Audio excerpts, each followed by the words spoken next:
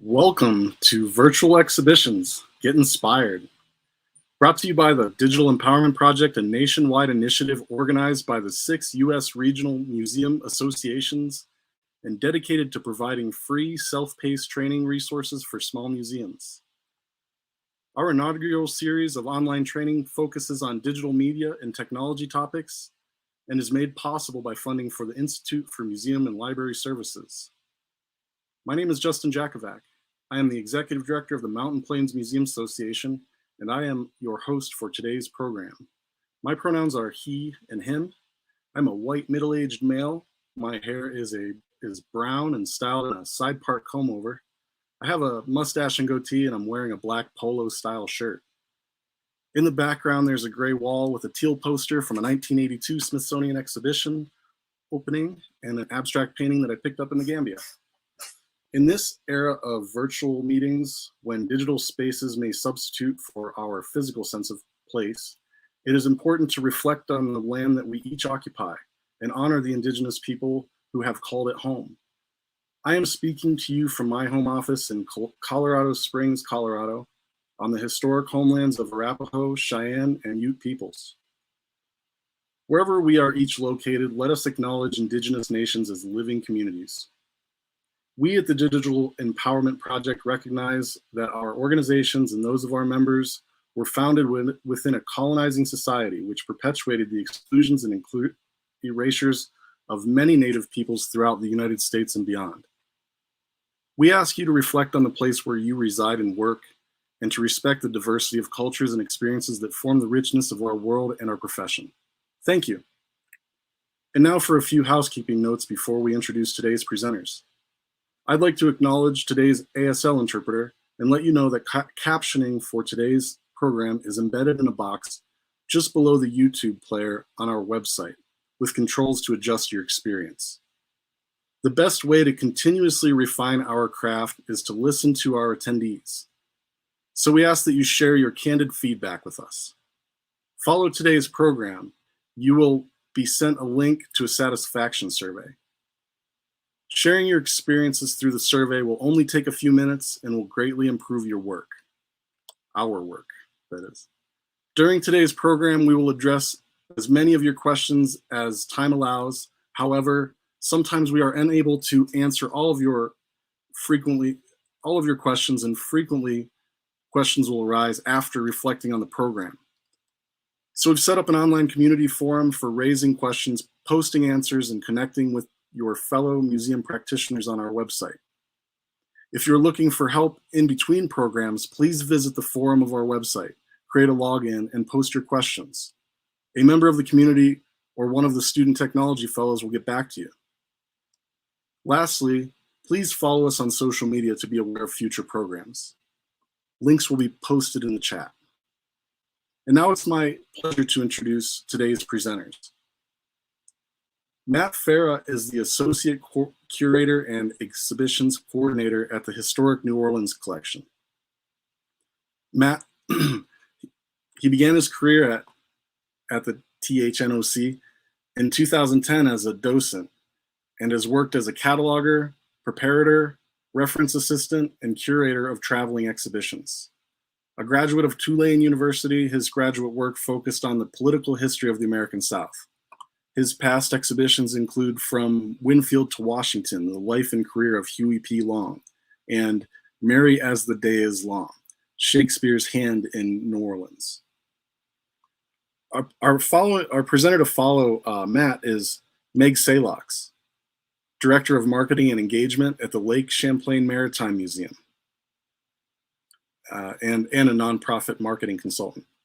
She specializes in digital marketing and design affordable, sustainable methods of audience engagement to help organizations grow.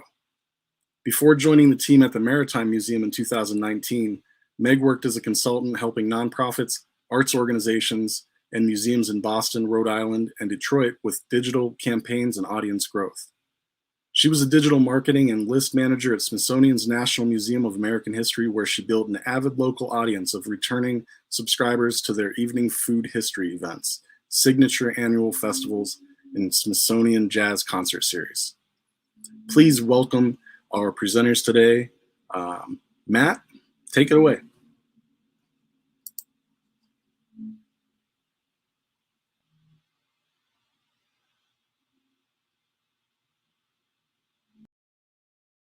"34-year-old white male. I'm bald with a black beard. I'm wearing a gray sport coat with a white shirt and a red tie. I would also like to make a land acknowledgement before we get started.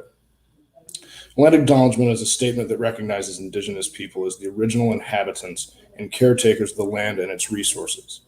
The relationship between Indigenous communities and their traditional lands is one that endures time and change.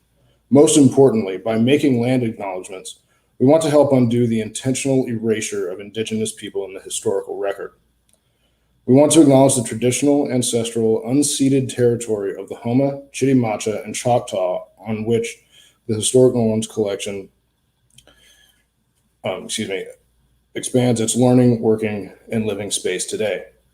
We also acknowledge other Indigenous communities whose traditional lands across Louisiana's border, the Tunica Biloxi, Atacapa, Cherokee, Coushatta, Caddo, Opelousas, and Natchez tribes. By making this land acknowledgement, we hope to express our gratitude and appreciation to those whose homelands we live on today. We also pledge to work to better understand the history that has brought us to these lands and our roles within that history. We will work to amplify Indigenous voices and histories throughout our work as educators and historians." Now that we got that taken care of, I'd like to thank all of you for coming here today. And we're going to talk about virtual exhibitions at the Historic New Orleans Collection. Just as a quick little bit of context for everybody, the Historic New Orleans Collection is a little bit larger than most museums. We have about 100 employees, and we occupy 3 different campuses inside the French Quarter of New Orleans. Obviously, during the pandemic, we had to change from our physical spaces to a more virtual space. We had a very small scale virtual exhibition program prior to the pandemic. We only had about 6 exhibits done in their entirety, and since then we've expanded greatly. We have 2 major platforms that we use. Now, we use Drupal and Google Arts and Culture. At one point, we had a 360-degree digital exhibition. We're going to get to that in a minute, but we're probably not going to be doing that anymore. It's extremely time intensive. Our virtual exhibit team varies depending from exhibition to exhibition. Different exhibitions require different amounts of input from different departments. Obviously, a more salon-style, gallery-hung art exhibition is a relatively easy thing to transfer from an in-gallery experience to a virtual experience. Your more object-based, text-based exhibits tend to be a little bit more work-intensive. So we have anywhere from 2 to 10 people depending on the exhibit. Now, the platform that we use is a huge, huge determination factor in whether or not you have 2 people working on it or 10, and how much time people need to use to actually do it. The budget considerations that we're going to talk about generally come down to 2 things. It's your platform and your equipment costs and your staff time. The staff time is usually the lion's share of what those budget considerations are. So our first platform that we're going to talk about is Drupal. Drupal is a free open source content management system, and it comes with the standardized page designs that are customizable. You can host all different kinds of media, and what you're going to see on the screen here is the back-end design and then what it actually looks like when you view it on the web. So there's all different manners of text generation that you can do along with adding media. Now, this platform requires technical expertise, coding, and a lot of back-end technical design. That design is something that requires coders. So if you don't have somebody who is capable of doing that on staff or is willing to learn how to do it, then Drupal can be a platform that can be a little bit clunky. It works really, really well for text-heavy exhibitions and exhibitions that require a lot of contextualization for the objects in it. Now, our 360-degree gallery view exhibition that we did was based on the music of New Orleans. Now, these are individual pictures that are actually taken by a digital camera, and then they're spliced together to form an entire virtual surrogate for the gallery itself. Now, as you can see here on the slide, the software investment is about $200, which isn't a lot for, software as it goes, but the technology, the actual hardware for it is pretty expensive. But this is what you actually end up getting. So this is what you'll see on our website if you look at New Orleans medley. So you can see these small little information tags on the cases on the image there on the left, and that will pull up label text. So the actual label text that you would read in the gallery has a digital surrogate online. You search through this with your mouse, just spins you around. You can go through the galleries at your own leisure. Now on the right, you'll see two tablets sitting on top of that marble table. Now on those tablets, you see something that looks like a globe. Those two tablets are jukeboxes that actually have clips of music from different eras in New Orleans. It goes all the way from classical music to modern hip hop and rap. And if you click on those globes, you can see the jukebox itself on your web browser. Google Arts and Culture is the most recent addition to our virtual exhibitions platform suite. I like Google Arts and Culture for more visually captivating shows. So if you have a lot of cool posters, art, large scale objects that can be digitized very easily, this is a really good platform for you. Obviously, you get all of the advantages that Google has. Built-in analytics, it's the largest search engine on the internet. You'll also get a built-in audience that is literally all over the globe. One of the things that is also really nice about Google Arts and Culture is that it integrates seamlessly into all of Google's attendant apps. So if you want to connect something to the map, to YouTube for music, anything like that, it works seamlessly. Now you can see here on the top, that's the actual Google Arts and Culture page for the Historic New Orleans collection. This exhibition that you're looking at was one that we did about films in Louisiana, and this is one of the most famous, an Elvis movie called King Creole. On the bottom, that's our website, and you can see it looks exactly the same. The functionality is the same, and it works really well if you want to promote programming that's an attendant to anything that you have on there. We started doing a watch party movie series during the pandemic where people could log in on Twitter and follow us along with movies that we were showing. We had local experts talk about, sort of fun facts about filming and things like that while we watched the movie together. It was one of our most successful pandemic programs. The next thing that is really important with virtual exhibits is that mobility is extremely important. Being able to look at whatever the virtual exhibit that you have on a mobile device can be a great addition to any exhibition that you have for two reasons. One, obviously you can look at it anywhere you want to, but it can also be used if you allow people back in the galleries. Once we get, hopefully back to the point where we can have everybody in the galleries again, you can actually use this as almost a surrogate for gallery guides. Obviously, it's a little bit different, but you can put more information on a virtual site than sometimes you can fit on a wall. So the one we're looking at right now is called Storyville, about the famous red light district in New Orleans. And this is based on our Drupal platform. So this is what it looks like. Just took screenshots off of my phone, and this is what we're dealing with. Google Arts and Culture has its own dedicated app, and that's what you're looking at here. This exhibition is called Yet She Is Advancing. It's about women's suffrage, and this was the first exhibit that we ever did that was born virtual. It was extremely popular, and our analytics have shown that this is one of the most popular virtual exhibits that we've ever done. So the final tips and takeaways that I'd like you to remember is that you need to tailor your platform to your content. That's really the most important. There are a number of different platforms you can use.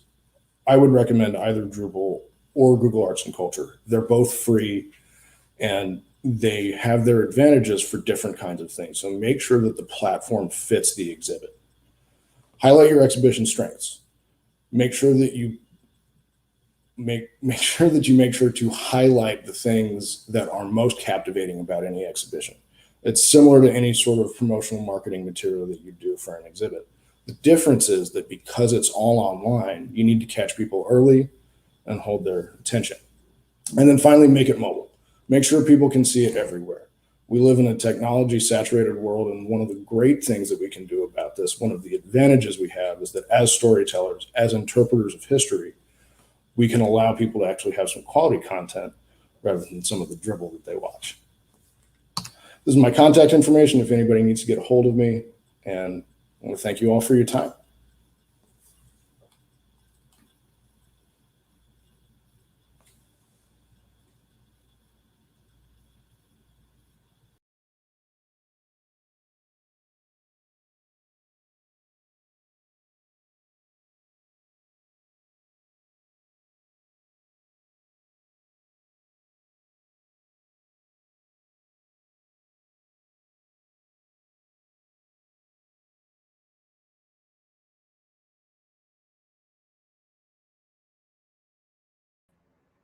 I cannot hear the presenter. Thank you for that. Thank you for speaking up. I'll start right back over because reading my lips is probably very hard to do. Hello, I am Meg Salocks. I am the Director of Marketing and Engagement at Lake Champlain Maritime Museum. I am a white woman with shoulder-length curly brown hair and blue eyes, and I am wearing a sleeveless green top and some dangly white fish-shaped earrings. And I am sitting in my home office with some tan walls, and there's a set of French doors behind me. And I'm here to talk today about virtual exhibitions at Lake Champlain Maritime Museum. At Lake Champlain Maritime Museum, we share the history, archaeology, and ecology of Lake Champlain and the Champlain Valley region to empower our visitors and audiences to become stewards of the lake and build a healthy future for our lake and our communities. We are located on the shores of Lake Champlain, surprisingly, outside of Vermont's littlest city, Vergennes, Vermont. We are also located in the homeland of the Abenaki people who've been here since time immemorial and continue to be a thriving Indigenous culture in this region. I would like to acknowledge with gratitude their generations of stewardship from our past, present, and future. Lake Champlain Maritime Museum is a mid-sized Vermont museum with a staff of about 15 year-round employees, and then we expand to 20 to 25 employees during our open season. The museum is actually a 3-acre campus with 18 different buildings and exhibit spaces indoors and outdoors, and including 2 replica boats. We are located in a relatively rural part of Vermont, in a spot where our visitors truly need some form of private transportation to visit us, whether it's car or boat or even plane, as there is a small private airfield across the street. But because of that, and because no one really wants to be on the shores of Lake Champlain in the winter, our exhibits and grounds are only open seasonally from May to October. But we are a year-round museum, which means that we run educational programs year-round on site and at local schools, at peer organizations. And thanks to the internet, we've been doing virtual and digital programs for years, which is what we're going to talk about a little bit more today. So over the past 5 years, Lake Champlain Maritime Museum has run digital and virtual programs year-round. I've been on the museum's team for about 3 years now. We love exploring and presenting new virtual options because it's a way for us to reach more audiences, present our research and collections in new ways, and really let anyone and everyone enjoy the museum without worrying about the barrier of travel, as that is such a barrier for our location. In addition to virtual exhibits, we've created virtual shipwreck tours, 360-degree gallery tours, we've run virtual camps and webinars, and more. And while the pandemic definitely allowed us to increase our virtual programming, and we have really seen a growing and eager online audience in the past year, which is excellent, it's really affirmed something that we already know that we love, and that we, based on our location, we really need to do to grow our audiences. But we are here today to talk about digital exhibitions specifically. So I wanted to give you some sort of big picture context first about how and why we do these and why we've been doing them for longer before we dive into a specific example. So because of the nature of our space, we have a lot of permanent collections and exhibits on display. We usually do 1 to 2 special or temporary exhibits per year relating to a significant anniversary or an important theme. These could be about women's history, they've been about the history of salmon, they've been about shipbuilding and shipwrecks and everything in between. And since I've been on board for at least the past 3 years, we've always included a virtual exhibit component or a separate virtual exhibit as part of that special annual theme. Why? Well, obviously we love it, if that's not becoming clear, but we've also had a great audience success with these as we expand our exhibits more in the online space. As Matt was also kind of suggesting, as you heard, we found that virtual exhibits it's an opportunity to create an interactive learning space and a content-focused deep dive in a way that we either just can't do because of our physical space or we couldn't afford when we were designing the physical exhibit. And just in general, you have more space and more flexibility online, which we love. We can share those fun, weird stories. We can share more of the research. We can share our full bibliography, which a lot of our historian audiences love. And I think as Matt brought up in his presentation, we found that by always pairing a virtual exhibit with an on-site experience, it's a great way to encourage further engagement even with our on-site visitors by providing that link or that QR code right next to the story or the object or the image that really spoke to them. We can keep them engaged for a moment longer, keep them in our environment.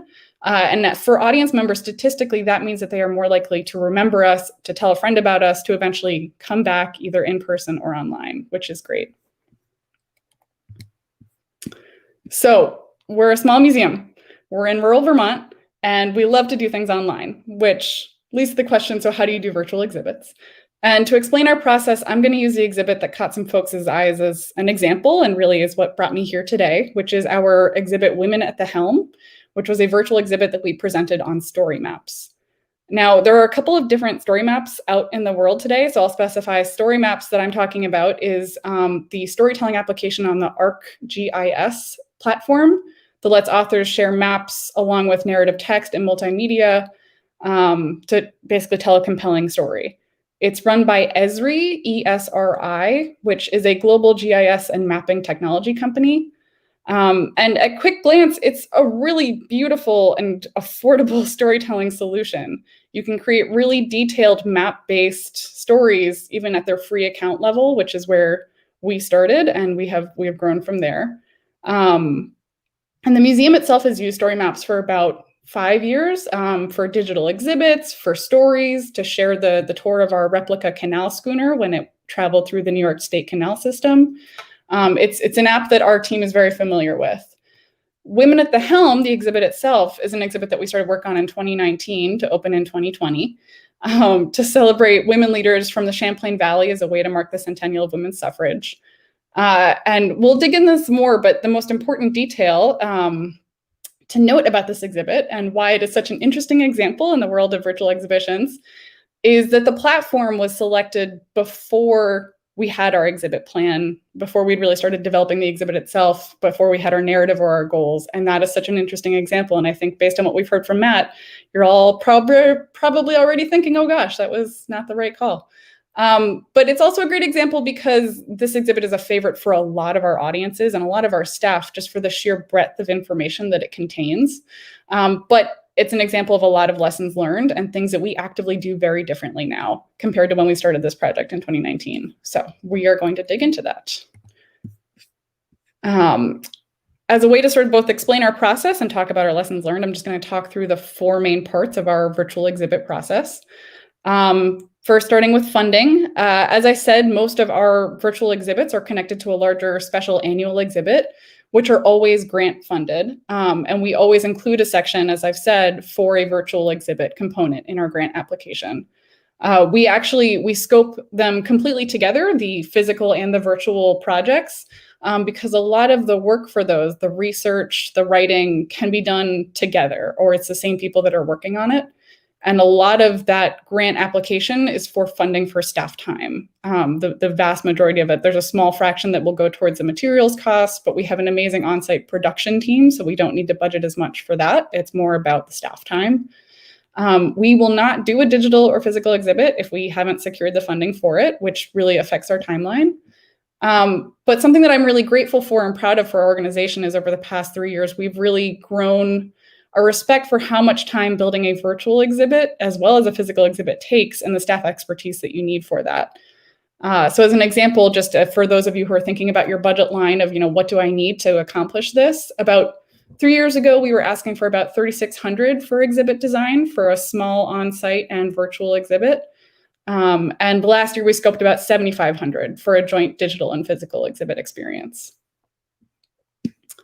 Next part is the platform, which I think Matt did a great job sort of talking about the different options and how to think about it. And, as I've said, and I will continue to beat on this drum, historically, when I started at the museum 3 years ago, it was just a part of the grant application process for our exhibits that we were selecting the platform in the grant application, which is how, for the Women at the Helm exhibit, I ended up building it on story maps.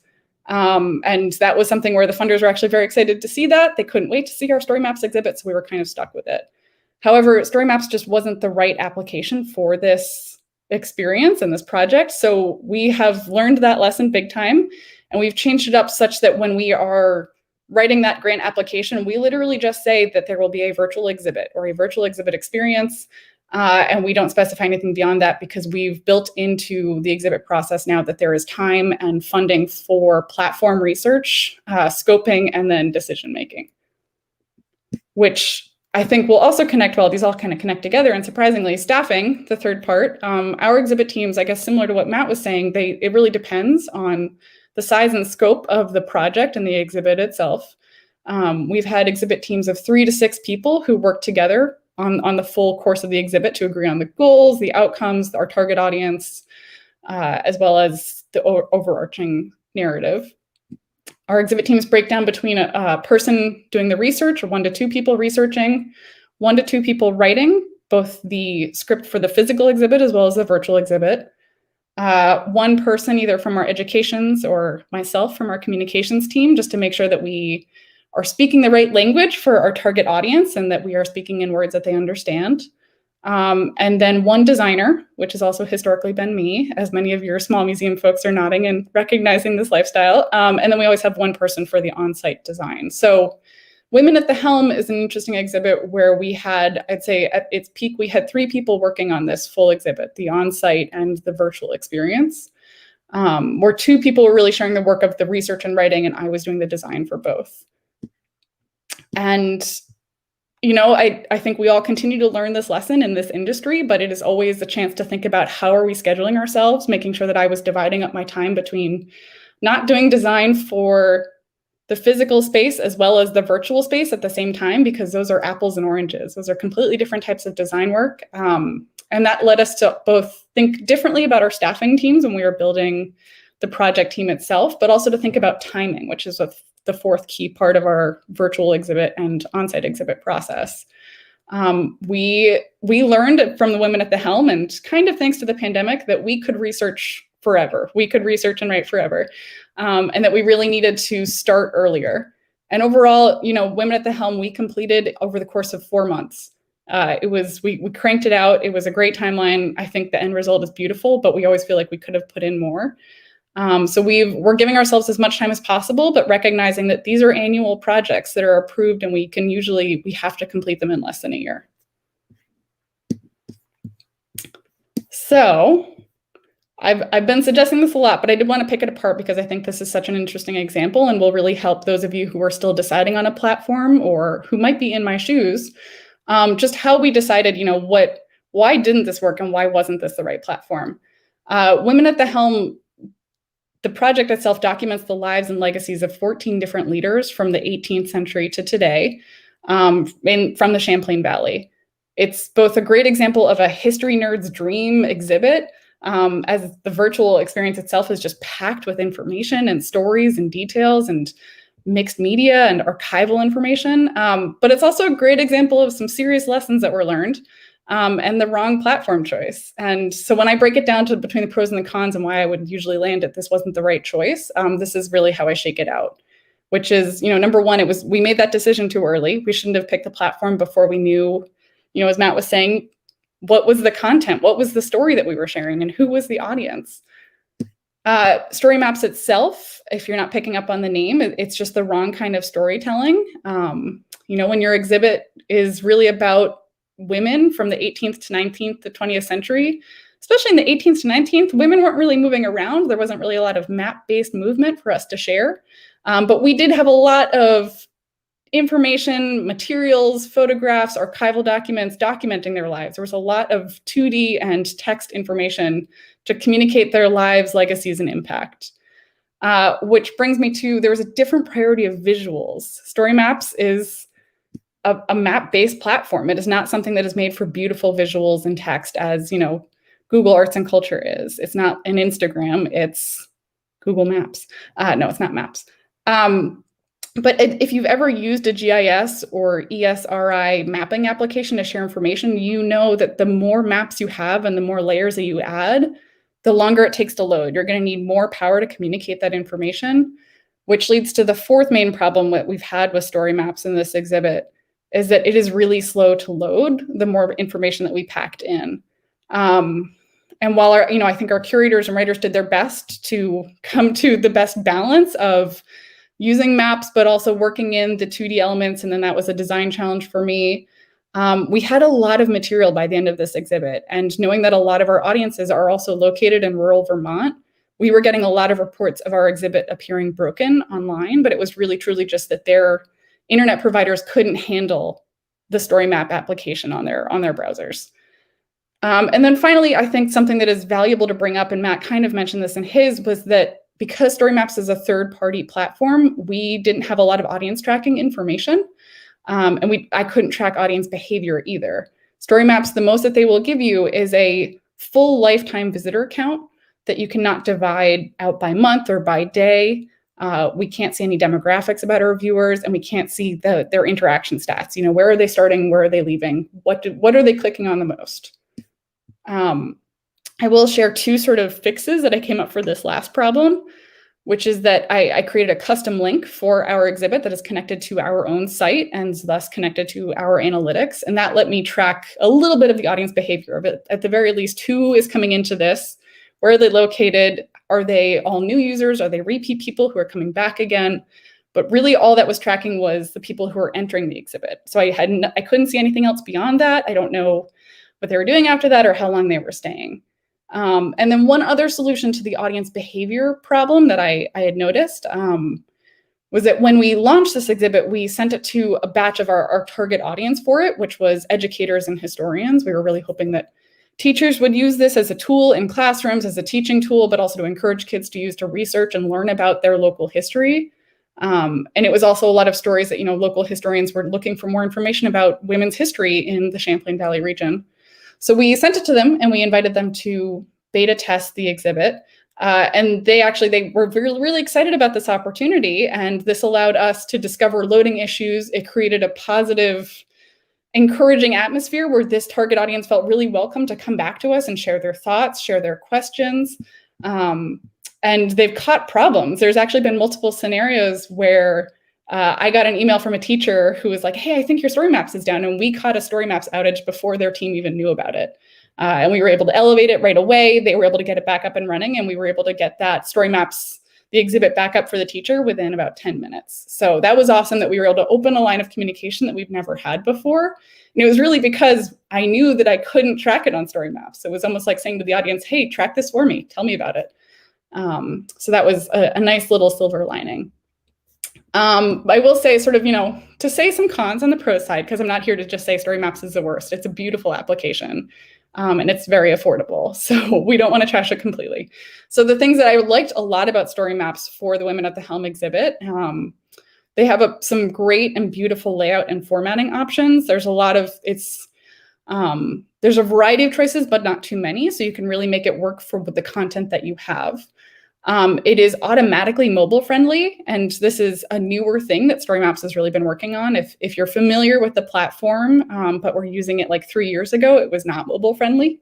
But now their default Story Map storytelling application is automatically, they will do a mobile and a desktop version of your story. If you have a map or a GIS or a location-based story, it is perfect for that. It tells beautiful regional map-based stories, either over the course of history or, modern day stories. And it's affordable. I checked and you could build our exhibit using the free account level. You just wouldn't have access to some of the customization features that we had to really align it with our brand. So, that's really where I would shake out, just between the pros and the cons for us. I would summarize to say story maps wasn't the best application for this exhibit. If I could go back in time, I would honestly sooner design this specific Women at the Helm project on our own. We have a WordPress site at the museum, and we have a lot of built-in just storytelling and visual modules that we've added that are, again, they're free. As long as, it's WordPress, you have to do your research and know what's the right one for you. But this exhibit was really rich in text, delightful deep dives, imagery, and archival material. And I would have wanted to give it a simpler space with less add-ons to really let the content itself shine. And then I would have also had it attached to our Google Analytics, and I would have known way more.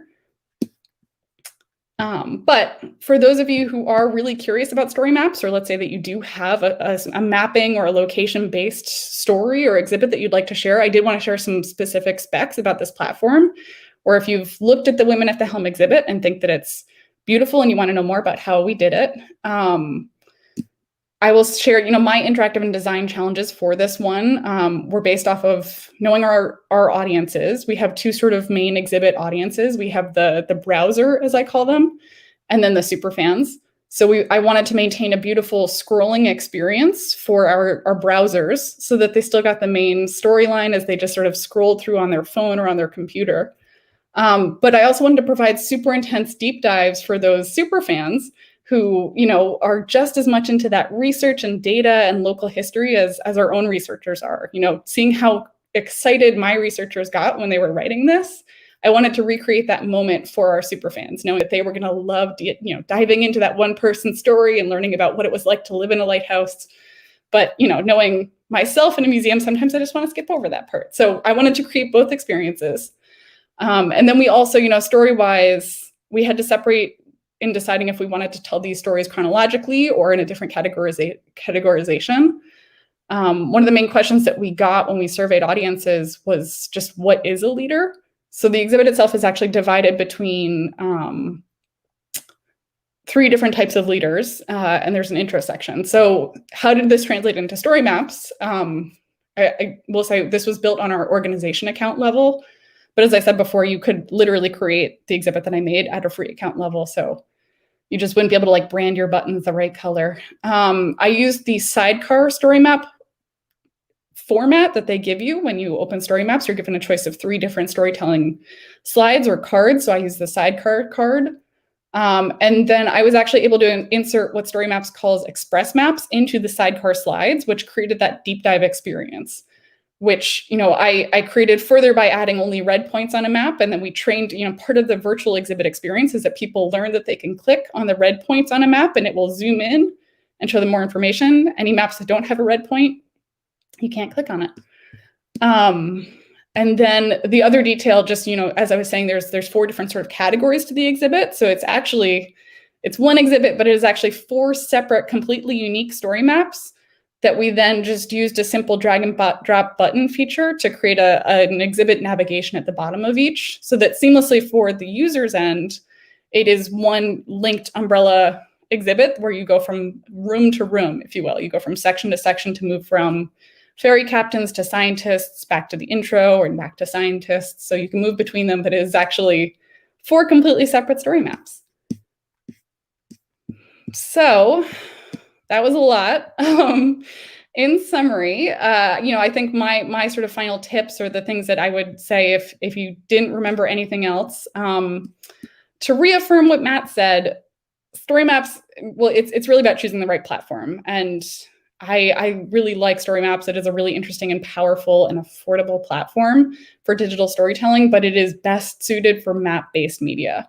If you have an exhibit that is object or image or text-based, I would not recommend it. You really should choose the right platform based on your exhibit goals, your story, your content, and your audience. If you do end up in my shoes and find yourself stuck using a platform that might not be right, or you weren't really sure, and you're sort of noticing as you go that it's not really right, take note. Start taking notes about why isn't right. Learn those lessons, source target audience feedback, invite people to beta test and find more problems just to affirm what is going wrong here, because that has helped for me, myself, and for our organization, that has helped us make better decisions since then. and for our future. We've already changed up how we plan virtual exhibits in the future. And it creates moments like this where I get to share this with our museum community and say, here's what I've learned. Here's what worked, here's what didn't. And you can really, it's not just about you and your organization learning, it's about helping all of us learn. And finally, I built this exhibit by myself with 2 other people. And then we went and we completed the physical exhibit once we could kind of reopen. So yes, you can do this with a small team. Just give yourself the time and know your scope and know your content. But yes, you can do this. And that's it. If you have any questions, or if you just want to ask a lot of story maps questions, or if in general you just want to talk about digital exhibits, this is my email and my Twitter handle. Those are the best places to reach me. And we also, if you just want to know more about the Museum of Vermont, I would invite you to follow the museum on social media. We do fun things. Thanks so much.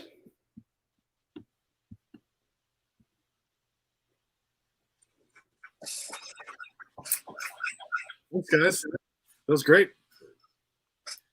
We've got some questions rolling in, and I'm going to read those to you as soon as we get ourselves on track here.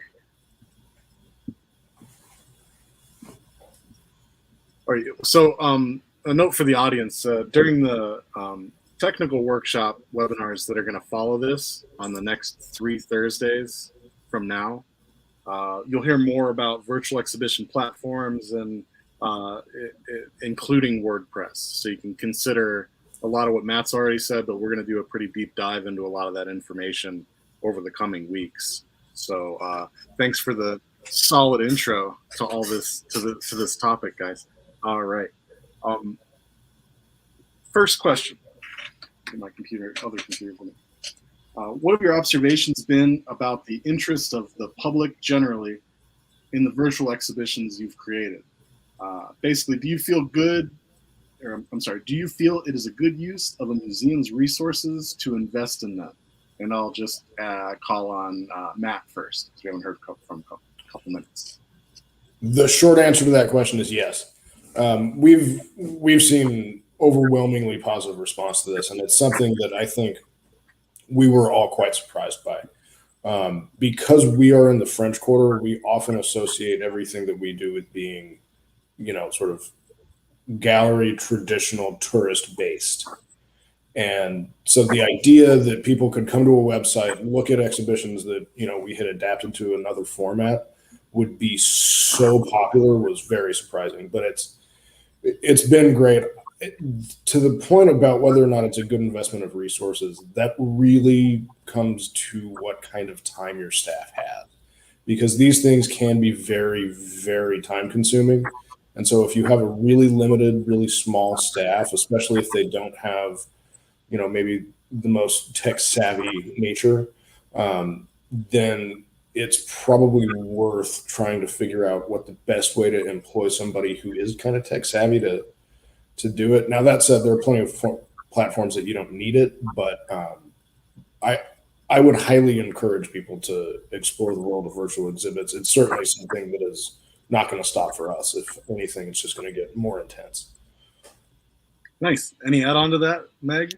I would agree completely. And I would add sort of the further logic step question to Matt's is, do you have the staff time and the resources, and where are your audiences? For us, as I said, it's our audiences, it's a challenge for them to get to us, and we could reach them easier online. So it was worth the staff time to give them an easier way to reach us. Whereas, the French Quarter I haven't been to, but thinking about the cities that I've lived in, those museums, I think they have a lot of people who are walking in, right? So you could wait maybe before you start those online exhibits. So I would add that sort of into your logic matrix. Super. Other question, do either of your museums do only virtual exhibitions, or do you do a mix of virtual and in-gallery exhibitions in each case? Are there any strictly virtual exhibitions that you all put on, or is there a physical counterpart in each case? I'll ask Meg first. I see you process it. Yeah, well, I think in terms of exhibits, I think, I've argued strongly that we always pair them with a physical exhibit, just that's how it's most efficient for our staffing and our funding. However, we have done virtual only experiences. I'm thinking about our the virtual shipwreck tours. That was something where I was using old media that we had. We created voiceovers. We brought in diving experts to really create a virtual underwater tour that we never actually planned on doing. So while, yes, you could dive down and recreate that in person, there's so many people that don't scuba that it was really just for that audience. So, Awesome. yeah. Awesome. Matt, any thoughts on that one? Yeah, we've only done one exclusively virtual exhibit, and it was specifically because we were planning on doing a full celebration for women's suffrage, and during 2020, when that was going to open, we couldn't open exhibits. So we sort of had to, here you go, here's that buzzword. We had to pivot and move to an all virtual exhibit. We generally like to pair them. So we don't, in the past, we have never done a virtual exhibit without having a physical in-gallery experience that is attendant to that virtual experience. I don't think that's going to be the case going forward. I think we are going to, I know for a fact, we're going to end up doing a lot of virtual content that doesn't have a physical complement to it. It's not all going to look the same way that our virtual exhibits look now. There's going to be a combination of virtual formats of exhibits, and then, either smaller scale or just sort of different kind of programmatic things that are going to be virtual only. Nice. I would also, just to add in, I think if the question is, should you do virtual only, there's the next question of, who is it for and what's the goal? And maybe the answer is, yes, you should just put in all of your time to virtual, and maybe it's not an exhibit. Maybe it's a tour, it's an experience. I think there's a lot of questions to ask, and the answer might be yes, virtual only. Okay, so I've got a couple questions that rolled in for that are targeted towards one or the other. So let me put you on the hot seat here, Matt. Don't you need some pretty skilled developers to work with Drupal? Not cheap if you don't happen to have them on staff. Okay. Yes, both of those are true. I got a crash course in sort of the back-end design on Drupal very early on in our pandemic exile. And I would not regard myself as being exceptionally tech savvy. I'm a elder millennial, so I have the kind of tech expertise that comes with anybody my age, but it's certainly not exceptional. And we need, Drupal requires people with coding and back-end web page design skills. So I don't hate Drupal, but I don't love it. It's very much a means to an end. Great. Let me. There's one more that came in straight to Matt, so I'll say, to be clear, did you do the watch parties in the Google Arts and Culture platform via an embed in your website? No, we didn't. So the way the watch parties went, in the exhibit, if one of the movies that we were showing was going to be part of what we called it #NOLA Movie Night, then there would be a link to our program page on our website that showed you how to do it. But it gave you all the options for streaming for whatever that film was, and then the Twitter handle for the Twitter page that we had set up for this. So we just used Google as a way to link directly to our site and promote it that way. Got it. Interesting. Okay, now I got one for Megan here. Next up. We're planning to add technology funding sources on the Museum Learning Hub at some point. We're wondering, where do you seek grant funding for virtual exhibitions? And Matt, feel free to chime in. Yeah. So for us, a lot of our exhibit funders are local. They're local funding organizations. Some of our best friends, and I will give them a shout out because I know that they just recently got reestablished, is the Champlain Valley National Heritage Partnership and the Lake Champlain Basin Program. So, we've found a lot of success focusing in on peer organizations who have the same priorities and mission-based goals as we do. I'd say it's similar to federal funding in that they release their NOFOs and we track them, and we are usually ready and we know the application process. Nice. Any experience there, Matt? I mean, ours is a little bit, we have a slightly different sort of set of needs when it comes to that, because both of the platforms that we use are free. So there's no, the cost associated with implementing a virtual exhibit for us is really all tied up into staff time.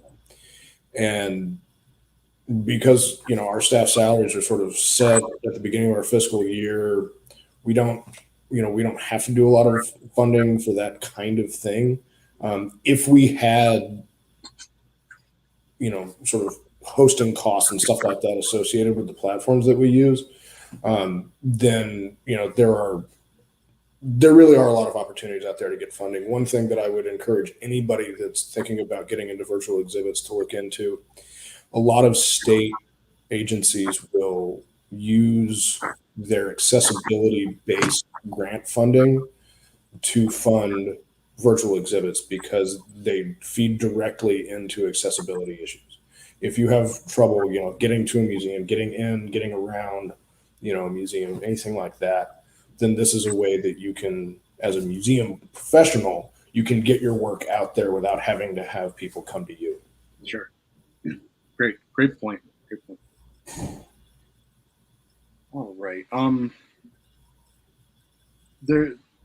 We're talking funding now, I guess, because a couple of these next questions sort of revolve into that. Aside from the grant revenue, what is the funding business case for a virtual exhibit? How do you charge for it, if at all? So I'll shoot that at Meg and just keep tag teaming here. For sure. I would argue, I mean, so we, the museum, just switched to a free admission model, again, recognizing that there are a lot of barriers for people to visit us. So therefore, our virtual exhibits should follow that same model.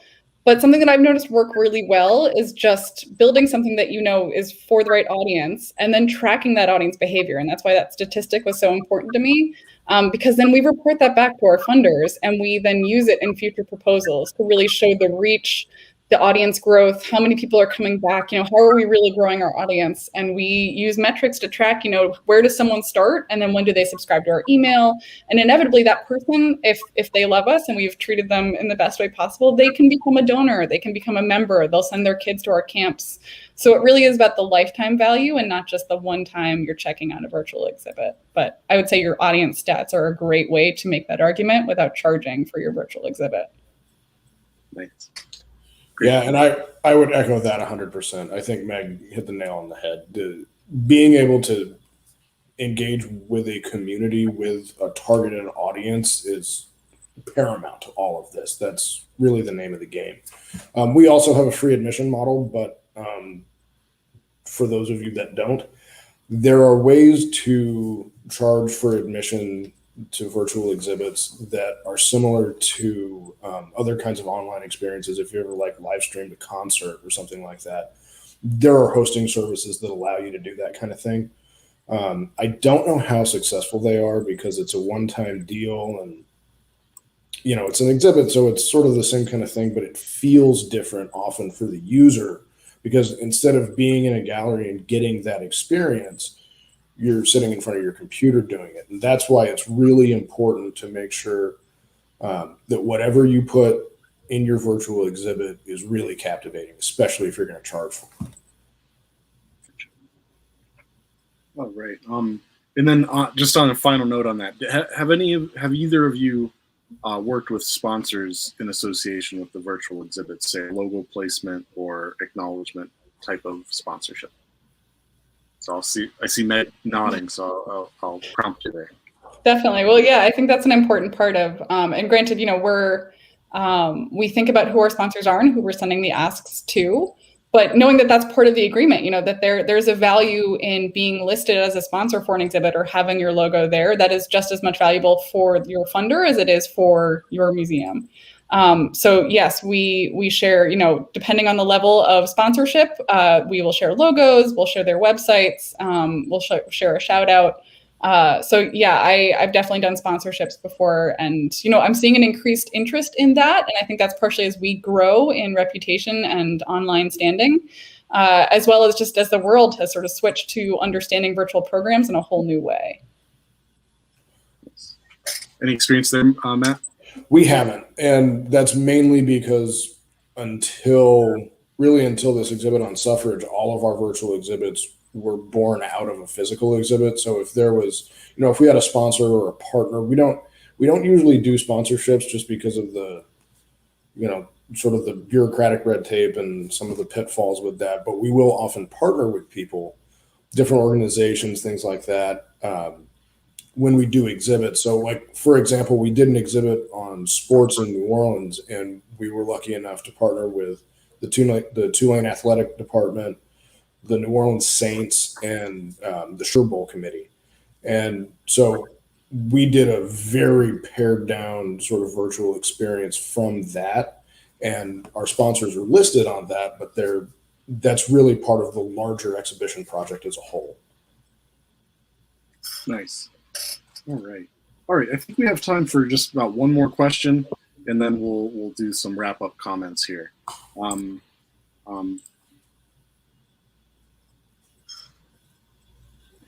Okay. Is it possible for a single person with no in-house or external help to maintain both physical and virtual exhibits? How have you prioritized or plan to prioritize needs for both? That's what we're talking to a lot of people here that are really a one-person band, if you will, or a two-person band. So what's the feasibility here? And I know, as I say, stay tuned for the next few weeks because we'll be talking more about that. But I'd love to hear what you all have to say. Yeah. Meg?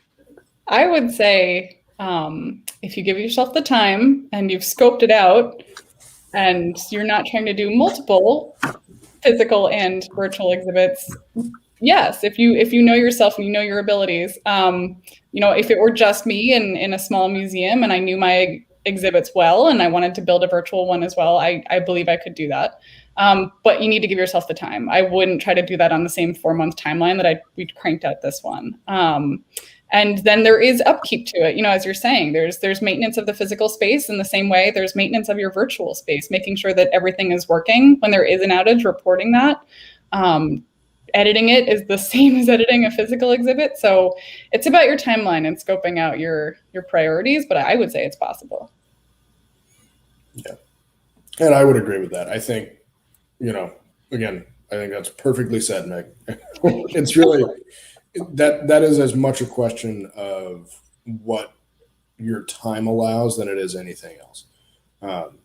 Time and expertise, being comfortable with what you can and can't do is really important. But I would, it's always good. I like to encourage people to reach out to younger people who are interested in getting into the museum field, especially when it comes to things that you may not be as comfortable doing.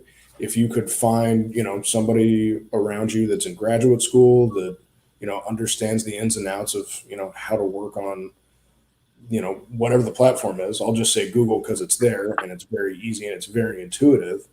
It's a really good way to set up an internship, and you can actually work with somebody and, develop that sort of educational component to everything that we do as museum people. The idea is to help educate people. That's really the point. So, you just got to be able to manage your time and be sure to manage your expectations. Know what you're going to have at the end of the day. It needs to be goal oriented. Don't do it just because you think you should do it. Do it because it has a purpose. Super. Hey, thanks, Matt. And thanks, Meg, for your time today and for being our presenters at the intro to our virtual exhibitions module. I'll give you a couple housekeeping notes on the way out here.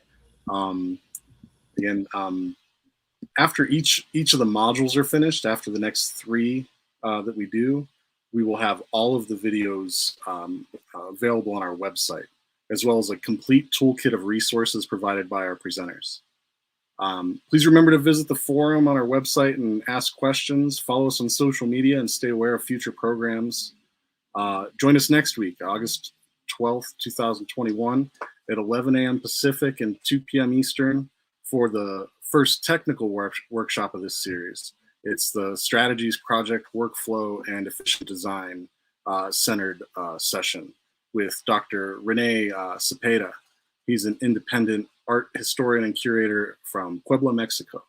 So one last reminder to complete our post-event satisfaction survey. And again, thank you very much for joining us today. It's been a pleasure.